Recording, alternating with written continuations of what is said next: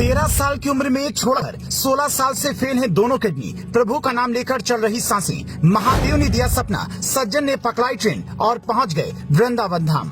खुद को बताती हैं एक दास, ना एकादशी का व्रत रखते हैं, ना ही धर्म का भौकाल जमाते हैं। अनुष्का विराट यूं ही नहीं शीश नवाते हैं। ये है प्रेमानंद महाराज, जिनके आश्रम में अनुष्का और विराट जैसे बड़े बड़े सितारे शीश नवाते हैं। पर ये खुद को कभी संत या महात्मा नहीं कहते, बल्कि श्री जी का दास बताते हैं। ये ना तो एकादशी का व्रत रखते हैं, ना ही धर्म के नाम वाला कोई भौकाल जमाते हैं। बस हर वक्त भगवत भक्ति में लगे रहते हैं। इनके संत बनने का किस्सा इतना रोचक है कि आप अगर प्रभु के भक्त हैं तो सुनकर भाव विभोर हो जाएंगे। उत्तर प्रदेश के कानपुर का सरसों गांव इनकी जन्मभूमि है। वहाँ के ब्राह्मण परिवार में पैदा हुए प्रेमानंद महाराज का असली नाम है अनिरुद्ध कुमार पांडे। कहते हैं कि 13 साल की उम्र में इन्होंने एक दिन माँ से कहा, माँ मैं सोच रहा हूँ घर बार छोड़कर साधु बन जाऊं। माता जी को लगा बच्चे ने किसी साधु को सुन लिया होगा तो ऐसा कह रहा है। लेकिन अगले ही दिन सुबह 3 बजे अनिरुद्ध पांडे घर से निकल चुके थे। वहाँ से निकलते ही कई जगहों पर गए और आखिर में वाराणसी में गंगा किनारे शरण दी। वहीं भोर होते ही गंगा में स्नान करते, कमंडल में जल लेते और करीब 10 से 15 मिनट तक कतार में बैठकर भिक्षा का इंतजार करते। अगर कोई कुछ दे देता तो ठीक, वरना गंगा जल पीकर भूख मिटाते और एकांतवास में चले जाते। महादेव की कृपा से एक दिन इन्हें ध्यान के वक्त ये आभास हुआ कि वृंदावन जाना चाहिए और किसी तरह वृंदावन पहुँच गए। वहाँ पर एक अजनबी व्यक्ति ने उन्हें खाना खिलाया और अगले ही दिन यमुना जी में स्नान कर सीधा द्वारकाधीश दर्शन के लिए पहुँच गए। और यही उनकी जिंदगी में सबसे बड़ा बदलाव का दौर था। श्री द्वारकाधीश के दर्शन करते हुए प्रेमानंद महाराज रोने लगे। उनकी आंखों की पुतलियां लगा ठहर सी गईं। उन्हें इस बात का होश ही नहीं रहा कि वो कहां पर खड़े हैं, कौन उन्हें देख रहा है। बस रोए चले जा रहे थे।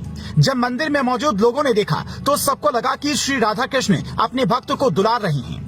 सिर पर लंबी लंबी जटाएं और बड़ी बड़ी दाढ़ी और पीले वस्त्र में प्रेमानंद महाराज को देख लोग पूछने लगे, बाबा आप क्यों रो रही हैं? आपको कहाँ जाना है? इन्हें कुछ नहीं पता था, बस किसी सत्संग में रमण रेती का नाम सुना था तो कहा रमण रेती। लोगों ने वहाँ पहुँचाया और अब वाराणसी में गंगा किनारे बैठने वाले महाराज जी का रूटीन बदल चुका था। वो रोज यमुना में स्नान करते, मंदिर जाते, राधा कृष्ण का दर्शन करते और घंटों उन्हें निहारते रहते। एक दिन एक की शिष्या को भजन करते सुना तो उसका मतलब पूछने लगे, जिसके बाद उसने कहा इसके लिए आपको राधा वल्लभ संप्रदाय से जुड़ना होगा। और यहीं से प्रेमानंद महाराज श्री हित मोहित मराल गोस्वामी जी के शरण में पहुंच गए और उन्हें अपना गुरु बना लिया। अब प्रेमानंद महाराज एक महात्मा बन चुके थे। लेकिन इसी बीच कुछ ऐसा हुआ जिसने प्रेमानंद की पहचान इस दुनिया से करवाई। ये खुद बताते हैं, जब मेरी आयु करीब 35 वर्ष की थी, पेट में बहुत पीड़ा हुई। मैं रामकृष्ण मिशन में जांच कराने पहुंचा तो डॉक्टर बोले, बाबा हम मरीज को बीमारी नहीं बताते, पर आप भजन करते हो इसीलिए बता रहा हूँ।